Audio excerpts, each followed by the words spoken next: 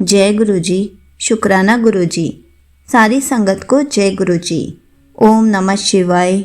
शिव जी सदा सहाय। ओम नमः शिवाय। गुरु जी सदा सहाय। शिव पुराण श्री रुद्र संहिता तृतीय खंड का 50वां अध्याय। विवाह संपन्न और शिवजी से विनोद।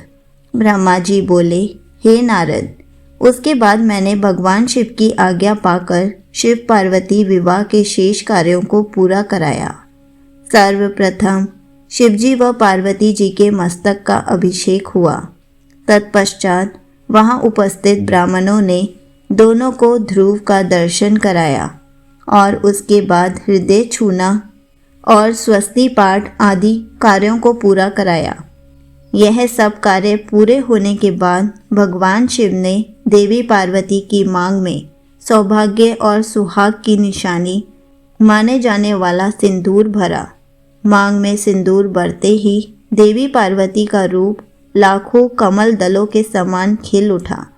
उनकी शोभा देखते ही बनती थी। सिंदूर से उनके सौंदर्य में अभिवृद्धि हो गई थी।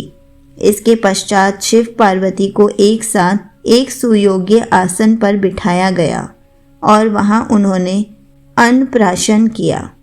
इस प्रकार इस उत्तम विवाह के सभी कार्य विधि विधान से संपन्न हो गए। तब भगवान शिव ने प्रसन्न होकर इस विवाह को सानंद संपन्न कराने हेतु मुझ ब्रह्मा को आचार्य मानकर पूर्ण पात्र दान किया। फिर गर्ग मुनि को गोदान किया तथा वैवाहिक कार्य पूरा करने में सहयोग करने वाले सब ऋषि मुनियों को 100 स्वर्ण मुद्राएं और अनेक बहुमूल्य रत्न दान में दिए।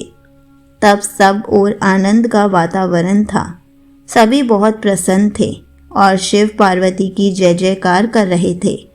तब मैं श्री हरि और अन्य ऋषि मुनि सभी देवताओं सहित शैलराज की आज्ञा लेकर जनवासे में वापस आ गए। हिमालय नगर की स्त्रियां, पूर्व नारियां और पार्वती की सखियां भगवान शिव और पार्वती को लेकर कोहबर में गई और वहां उनसे लोकोचार रीतियां कराने के उपरांत उन्हें कौतुकागर में ले जाकर अन्य रीति रिवाजों और रस्मों को सानंद संपन्न कराया। उसके पश्चात उन दोनों को उत्साहपूर्वक केली गृह में ले जाया गया। केली गृह में भगवान शिव और पार्वती के गठबंधन को खोला गया। उस समय शिव पार्वती की शोभा देखने योग्य थी। उस समय उनकी अनुपम मनोहारी छवि देखने के लिए सरस्वती, लक्ष्मी, सावित्री, गंगा, अदिति, शची, लोपामुद्रा, अरुंधति, अहिल्या, तुलसी, स्वाहा, रोहिणी, पृथ्वी, संज्ञा, शतरूपा तथा रति नाम की 16 दिव्य देवांगनाएं, देव कन्याएं, नाग कन्याएं और मुनि कन्याएं वहां पधारी और भगवान शिव से हास्य विनोद करने लगी। सरस्वती बोली, अब तो आपने चंद्रमुखी पार्वती को पत्नी रूप में प्राप्त कर लिया है। अब इनके चंद्रमुख को देख देखकर अपने हृदय को शीतल करो। लक्ष्मी जी बोली, हे देवों के देव, अब लज्जा किस लिए?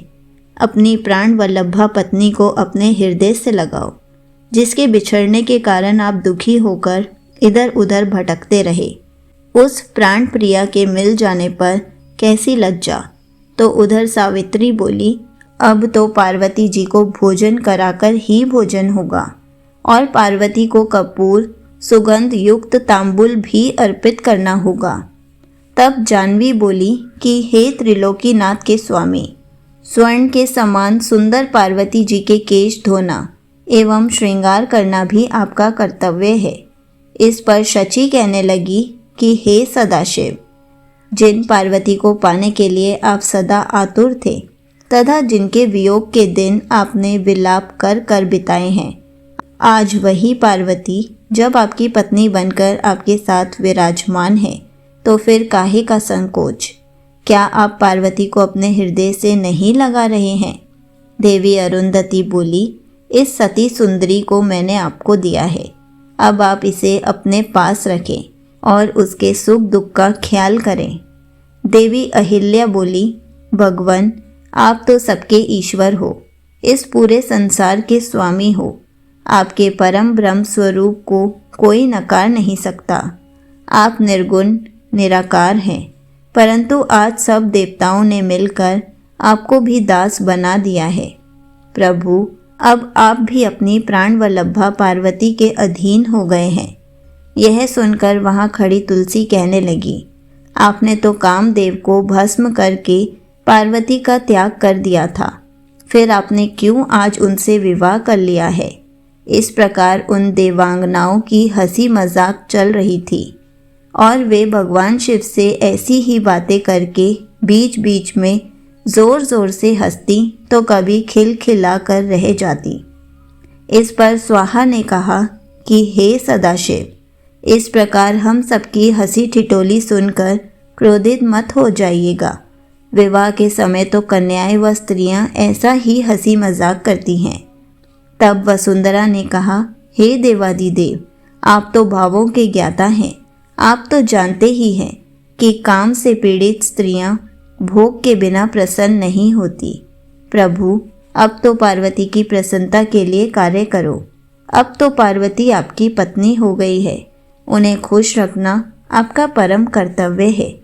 इस प्रकार स्त्रियों के विनोद पूर्ण वचन सुनते हुए भगवान शिव चुप थे, परंतु जब स्त्रियां चुप ना हुई तो इसी प्रकार उन्हें लक्ष्य बनाकर तरह तरह की हंसी की बातें करती रहीं।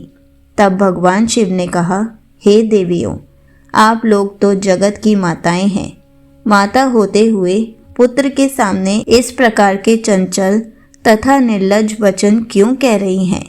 तब भगवान शिव के ये वचन सुनकर सभी स्त्रियां शर्मा कर वहाँ से भाग गईं। संगत जी, यहीं पर शिव पुराण श्री रुद्र संहिता तृतीय खंड का 50वां अध्याय समाप्त होता है। जय गुरु जी। शुक्राना गुरु जी।